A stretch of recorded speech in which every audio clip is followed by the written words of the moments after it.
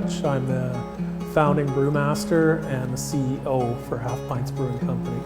I've been in brewing since like August 1st, 1997. And that day basically bought a little homebrew kit at Safeway, brought it home, that weekend, mixed it up, made beer. I basically got bit by the brewing bug. I was, reading lots of technical information, really absorbing stuff, decided it'd be a good idea to go to school, get my brewmaster's diploma. So from the day I started homebrewing to the day I became the head brewer at the Bushwhacker, which is really, at that point, one of Canada's top 5 brew pubs, it was less than 5 years.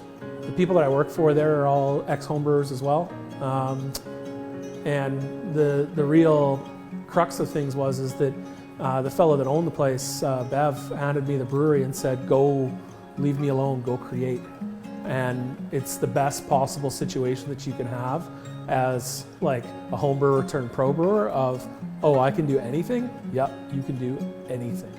Your mind has time to wander while you're brewing in the brew house, and it's like, oh, what would it be like to own my own brewery, and what would it be named, and what would it be, what would we do, and so on and so forth. It's like, okay, this is what I want to do, but when I want to open up my own brewery, I want to open it up in Winnipeg.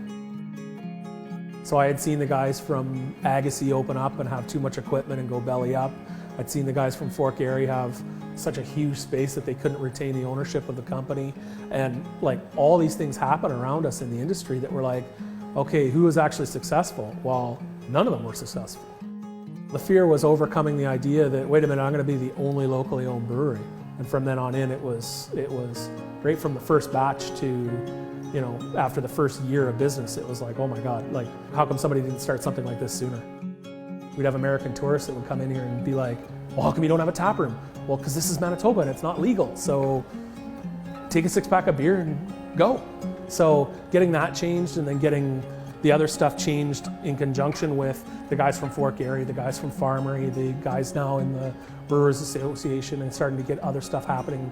All of that stuff kind of trickles down to what would the best sensible thing be for the industry. And then in a year and a half, well, all of a sudden there's 12 breweries, right?